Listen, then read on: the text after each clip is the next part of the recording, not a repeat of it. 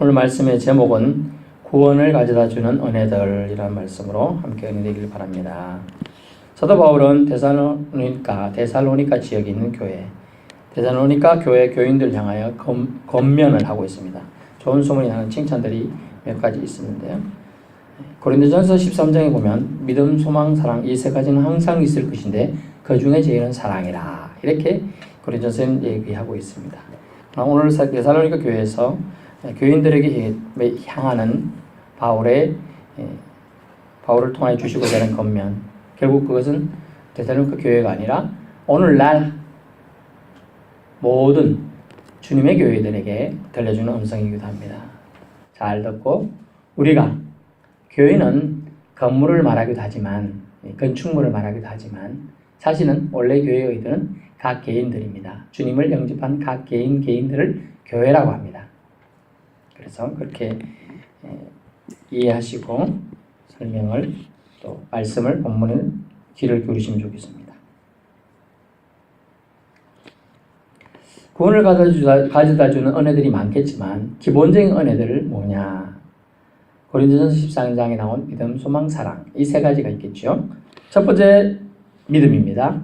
믿음의 역사라고 오늘 표현되고 있죠. 1장 3절에 너희 믿음의 역사와, 믿음의 역사, 살아있는 믿음인 죽은 믿음과 대조적이죠. 죽은 믿음은 행함이 없는 믿음이라고 야고보서에서 말씀하고 있어요. 그러면 살아있는 믿음은 행함이 있는 믿음임을 알 수 있죠.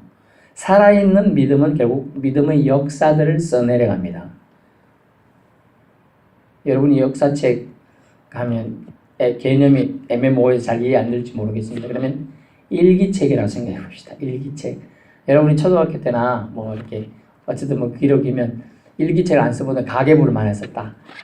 어제 내가 농협마트 가서 17,200원을 썼다. 썼습니다. 오늘 가가지고 아이스크림 살 계획이 15,000원 정도 된다. 내일 병원비로 한 7,000원 정도 써야 된다. 이런 걸 써내려가는 일기책이 쭉 돼주면 그건 자기의 역사책이 되는 거죠. 동일하게 믿음의 역사, 하나님이 예수 그리스도를 통하여 예수 믿는 자들에게 어떤 복들을 주시고 어떤 삶에 동행해 주셨다는 이것들이 믿음의 역사인데요.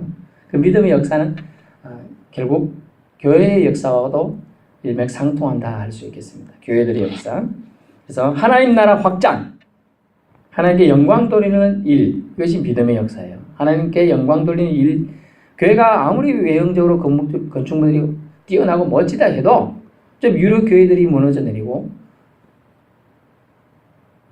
활동하지 못하고 있는 이유가 뭡니까?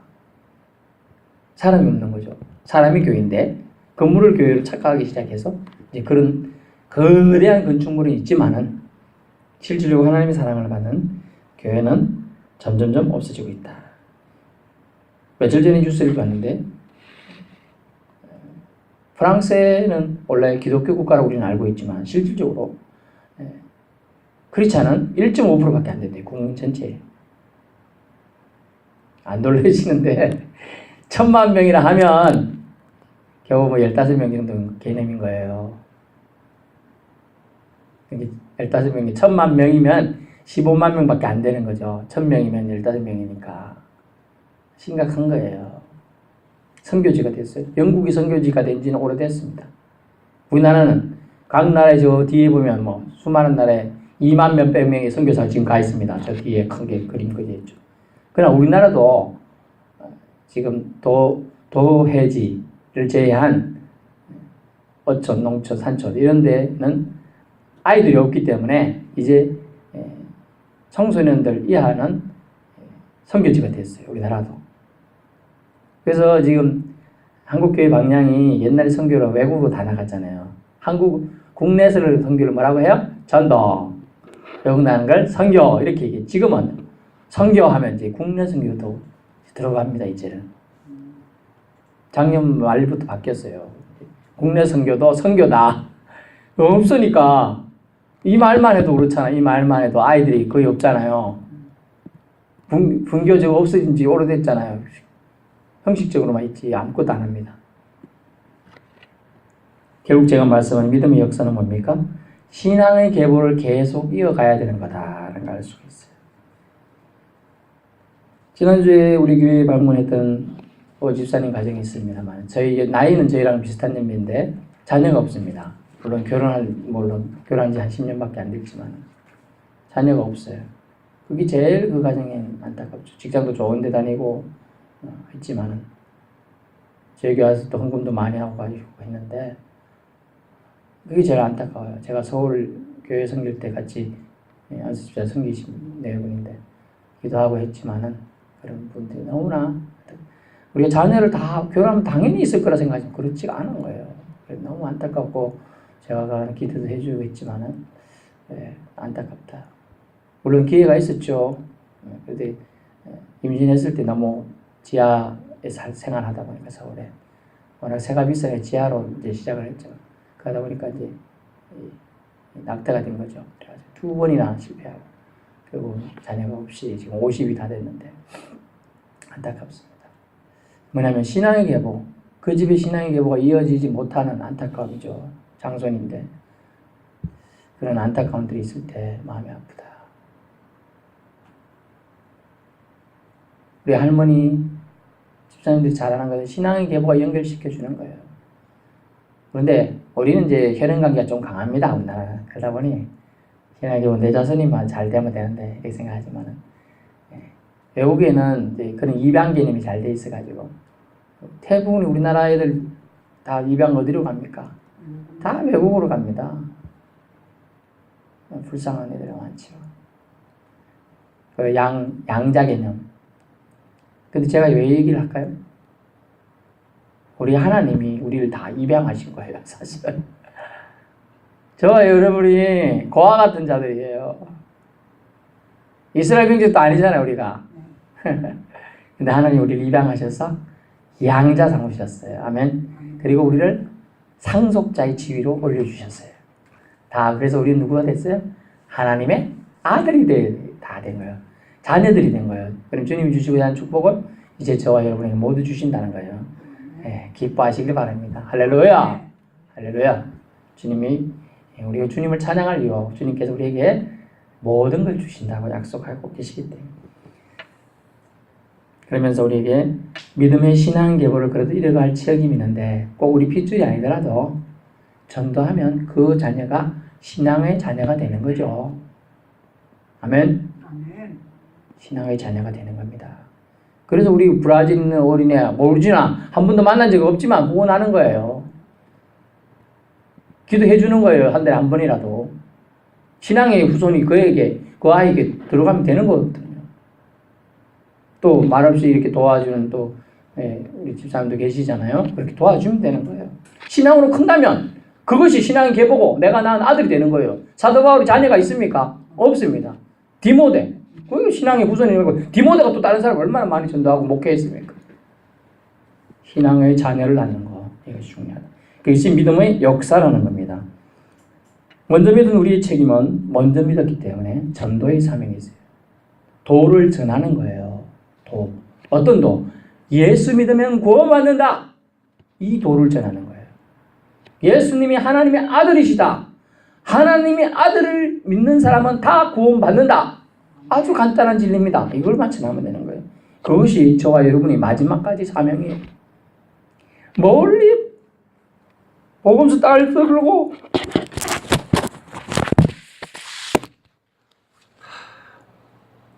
마음 가지고 비행기 타고 아프리카까지 가고 인도 가고 남미 가야 선교입니까?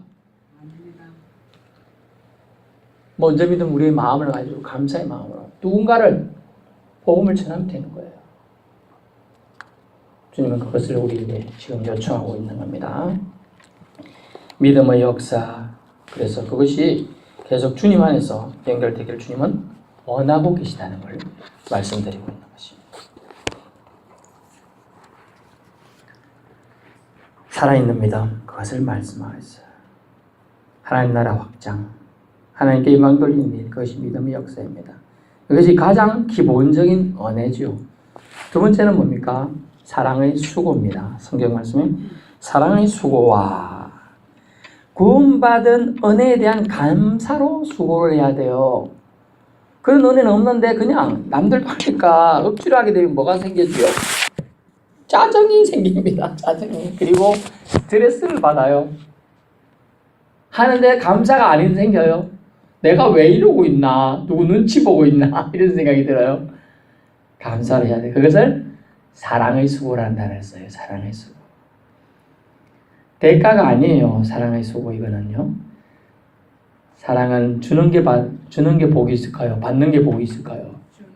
주는 게 복이 있어요. 사랑은 받는 것이 아니라면서 우리 찬양도 있지만 노래 옛날에 노래가 있어요. 유명한 배따락인지 누군지 모르겠네. 그런 가수들이 부른 노래도 있어요. 사랑은 받는 것이 아니라 이런 노래가 있었어요. 주는 거예요. 유명한 철광한 카네기도 록펠러도 그들이 병에 걸렸을 때 또 아팠을 때 돌파한 방법이 있었어요. 병원에서는 50살까지 살기 힘든다. 막 이랬어요. 근데 그들이 한 돌파한 방법은 자기 병에 걸려서 죽어가고 있는데도 한 방법이 있는데 자기보다 더 아픈 사람들 찾아가서 주는 거예요. 사랑을 베풀어 주는 거였어요. 학교 못 가는 사람 학비 내주는 거였어요. 밥 못 먹는 사람 빵 사주는 거였어요. 자꾸 주다 보니까 하나 줄 때마다 그 아이가 기뻐하고 행복해하는 걸 볼 때 행복 에너지들이 막 생기기 시작했어요. 몸에 나쁜 암 바이러스들이 죽어지는 거예요. 건강해졌어요.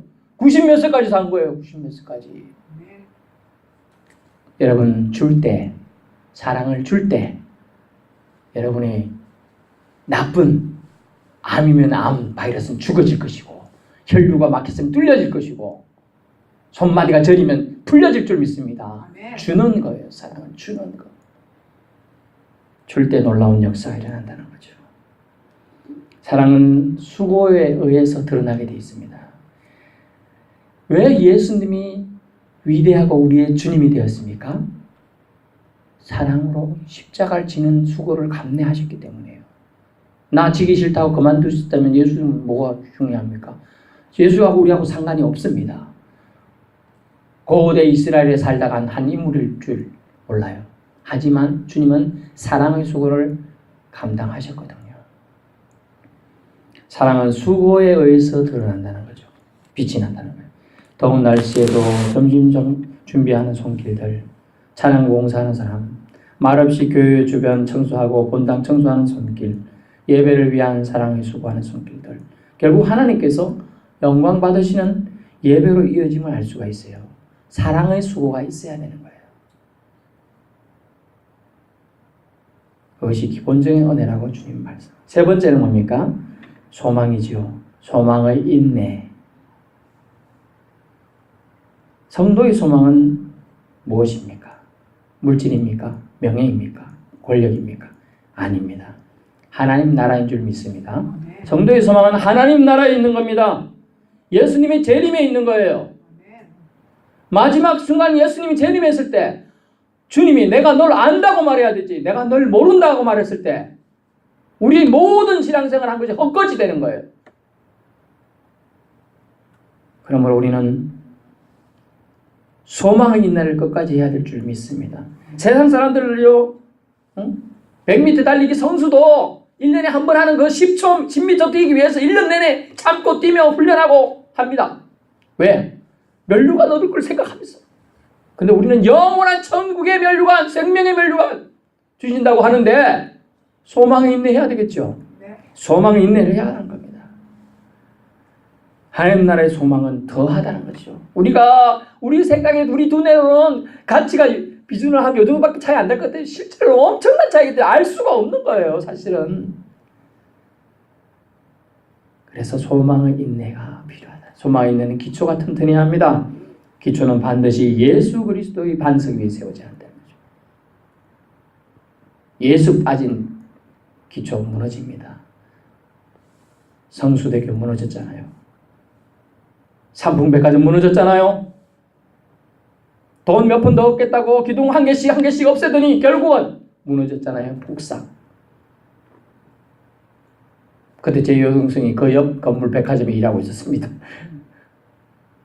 해필 전화했죠. 사고 났으니까 혹시나 그거 가서 무슨 일 있을까봐 한참 전화 걸는 게 안 되는데 나중에 한 몇 시간 뒤에 오빠 나 살아있어 걱정하지 마. 얼마나 안도의 한숨이 되는지 몰라요. 근처 백화점이니까 자주 왕래하고 거래도 있단 말이죠. 여러분 기초 같은 데는 건축물은 기초 같은 데는데 예수 믿는 사람의 기초는 바로 예수님입니다. 그러므로 우리는 소망의 인내를 예수 그리스도 위에 세워야 합니다. 예수 그리스도를 통해서 우리의 소망은 우리에게 주어지는 것은 뭘까요? 영생이라는 거죠. Eternal life. 영원한 삶이에요, 여러분. 인생에서 끝난다면 자살로 끝내는 사람이 최고일지도 몰라요. 어떻게 보면 잘 살다 죽는 사람이 최고일지 몰라요. 잘 먹고 잘 살고 잘 놀다 가는 사람이 최고죠. 먹고 놀자 춤추고 그렇게 최고예요. 제가 며칠 전에 유람선을 처음 타봤는데 여기 와서 거기 가니까 저는 한 십몇 년 만에 유람선을 타니까 어지럽 좀 안 느낄 줄 알았는데 그 기름 냄새하고 이런 것 때문에 조금 그 역겹더라고요. 그게 유람선 타더니 다른 사람은 막 같이 타는데 어지러울까봐 약도 먹고 막 저는 약은 먹진 않았습니다. 그 밑에 1층 갔더니 다른 세상이야. 막 빵빠레 울리고 나팔 불고 막 춤추고 막 이렇게 하고 뭐 끝내주더라고요. 구경한다고. 제가 하는 게 뭡니까? 짧은 인생 그것이 끝이라면 그게 좋다는 거예요. 그게 좋아요. 우리 생에 그걸로 끝이라면 그게 최고라니까요. 그러나 우리 인생은 사람은 어떤 존재입니까? 오늘 오전 예배 드리기 전에 창세기 살짝 봤는데 영적인 존재죠. 인생은 그 코에 생기를 넣어주고 생기가 들어가면 생명이 된지라 그랬잖아요. 생명. 사람은 영적인 존재예요. 그래서 육으로만 끝나는 게 아니에요. 죽었다고 끝이 아니야. 그 이후의 삶이 반드시 있다는 거예요. 반드시. 그 삶에 천국으로 올라가서 하나님이 주신 모든 걸 누리느냐, 지옥으로 내려가가지고 그 영벌에 빠져서 고통을 헤매며 사느냐 이거죠. 제가 백날 얘기해도 이해 못하는 사람 이해 못합니다. 왜냐하면 안 가봤기 때문이죠. 하지만 하나님이 계속 말씀을 통해서 얘기하시고 성경을 통해서 얘기해 주시는 건 뭡니까? 지옥은 있다. 반드시 있다. 세상 마지막에 심판도 반드시 있다. 너희는 영생을 소유할 자다. 그러려면 너희는 내 안에 있어야 한다.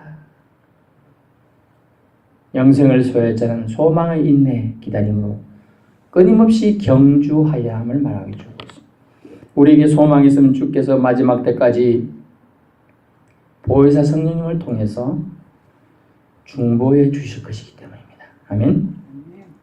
마지막으로 우리에게 있어야 될 구원을 가지고 은혜가 하나 더 있었는데 그것은 정말로 중요한 겁니다.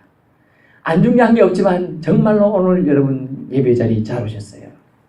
이거 꼭 알고 가시면 오늘 예배도 성공 일주일 동안 기쁠 것입니다. 뭘까요? 그것은 하나님의 은혜예요. 하나님의 은혜. 구원을 가져주는 은혜들에 하나님의 은혜가 있다? 무슨 말일까? 하나님의 은혜가 있어요. 그것이 뭐냐 하면 코람데오라는 라틴어인데 하나님 앞에 있을 수 있는 은혜예요. 무슨 말이냐 하면 좀 더 상세히 얘기 드리면 하나님 앞에서 일할 수 있는 은혜, 위대한 분 앞에서 설 수 있는 은혜. 거기서 끝나면 좋겠지만 그것이 끝이 아니에요. 그러려면 무엇인가 우리에게 요구돼요. 그것이 뭡니까? 그것은 따라해보세요. 거룩성. 거룩성. 예, 거룩함이에요.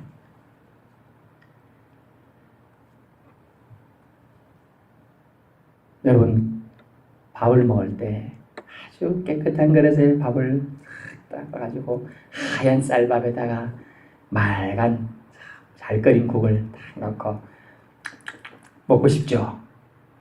왜냐면 깨끗한 그릇이니까. 그런데 밥 먹는데 너는 깨끗한 그릇 상관없잖아 하면서 더러운 그릇 지난번에 막 먹었던 밥그릇에다가 밥을 떠서 먹든지 말든지 준다 그러면 먹겠어요? 배고프면 먹긴 하겠지만 잘 안 먹어질 것 같아요. 우리가 하나님 앞에서 일하고 하나님의 사람으로서 하나님 앞에 계속 서 있는 은혜가 있으면요, 이 거룩함이 반드시 오게 됩니다. 거룩함이 있어야 돼요. 모세를 여러분 아실 거예요. 여호수아를 아실 거예요. 모세 다음에 쓰임받은 사람 누굽니까? 여호수아죠. 여호수아가 왜 쓰임받았습니까? 하나님이 선택했으니까. 왜요? 그래도 모세의 시종되면서 모세 통하여 받은 거룩성들을 그가 유지하고 있었기 때문이에요.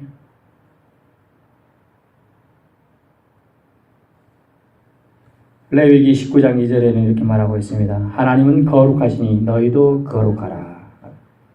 여러분, 우리가 거룩하지 않으면 하나님 앞에 서 있지 않습니다. 더럽고 냄새나는 사람 옆에 있고 싶습니까? 안 있고 싶어요. 하나님도 우리가 상식적으로 생각해도 냄새나고 추하고 세상 그 모든 걸로 찌들어 있는 사람이 하나님 일하는 걸 원치 않으세요. 그래서 하나님은 보배롭고 존귀하게 우리를 여기시길 원하는데 깨끗한 사람을 쓰기를 원한다는 거죠. 깨끗한 사람. 그런 사람을 하나님의 은혜를 항시 주십니다. 참 우리가 성경을 어떻게 여러분 읽으신다는 모르겠는데 성경에 이런 말이 나옵니다. 사무엘이 와가지고 누구에게 안수했죠? 왕을 세운 사람 있잖아요. 사울 왕 말고 나중에 다윗에게 불을 해서 기름 붓습니다. 그러면 그 단어에서 끝까지 나오는 단어가 있는데 하나님의 영이 다윗을 떠난지 아니한지라요. 계속 다윗에게 머물러요. 죄를 범했을 때라도. 떠났었죠. 떠난지 하고 생각했어요. 다윗은. 그래서 회개도 못하고 있었어요. 하나님 날 떠나셨을 거야. 근데 철저히 처절하게 연임해서 지금 여기 물이 많잖아요.